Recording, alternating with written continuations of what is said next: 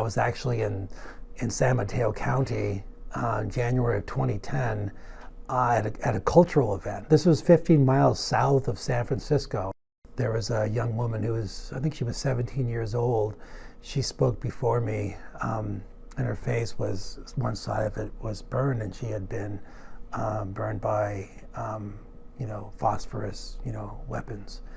And I spoke after her. And I was really, angry and also moved by, her courage to be here. And I said in my speech, I said one day Palestine would be free. That was Saturday. My Monday morning, I'm getting phone calls, and it's the Jewish Community Relations Council, Rabbi Kahn, who was the director at the time, demanding that I meet with him and the Consul General of Israel. I said, okay, yeah, sure. They came to my office and they wanted to know where I got my news from. They walked away and they said, I should watch what I say, what the message they told me. And actually, because that's what they wanted me to do, I actually refused. It was the indifference to the suffering of Jews during the Holocaust that allowed the Holocaust to happen and to continue. That was, I did a tweet basically saying that we should, in the honor of, the victims and the survivors, we should never see that genocide happens again, and certainly not in any of our names. My tweet, was attached to a Jewish Community Relations Council mashup video.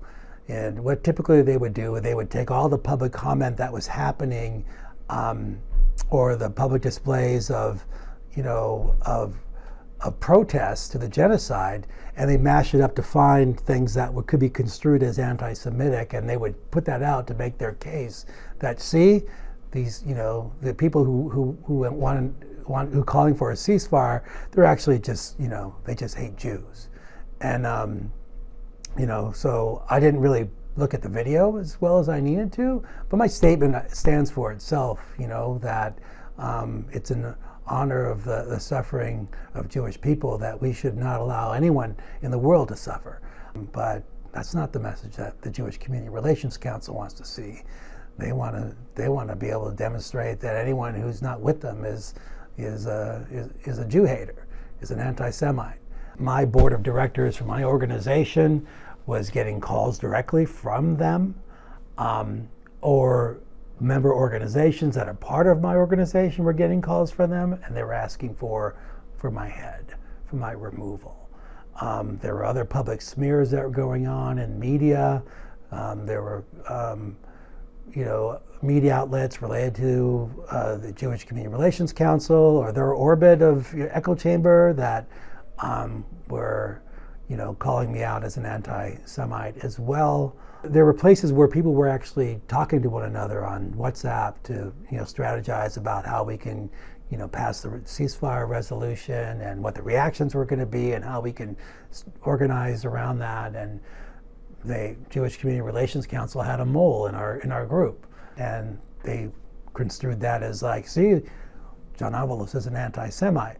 When we are afraid to speak out, we condone terrible things happening.